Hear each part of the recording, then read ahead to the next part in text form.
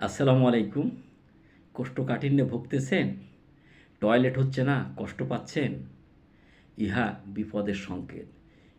কোষ্ঠকাঠিন্য হলে শরীর অনেক রোগের দিকে আপনাকে এগিয়ে নিয়ে যাবে। তাই ইহা থেকে সাবধান।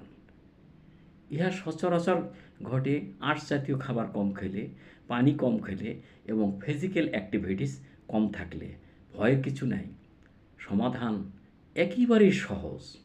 প্রতিদিন আপনি যদি আঁশ জাতীয় খাবার, বিশেষ করে ১০০ গ্রাম শাক এবং ২০০ গ্রাম সবজি আপনি খান, অনেকটাই কন্ট্রোলে আসবে। এবং সঠিক পরিমাণে পানি খান এবং প্রতিদিন ব্যায়াম, বিশেষ করে যদি হাঁটেন, তাহলেই কিন্তু দেখবেন যে আপনার এই সমস্যাটার সমাধান হয়েছে। শরীরে মেটাবলিজম ক্লিয়ার হচ্ছে এবং আপনার শরীর সতেজ ফুরফুরা হচ্ছে। আপনার শরীরে রোগবালাই সহজে আসবে না, রোগ প্রতিরোধ ক্ষমতা এমনি গড়ে উঠবে। কথাগুলি যদি ভালো লাগে অন্যকে শেয়ার করবেন। আসসালামু আলাইকুম।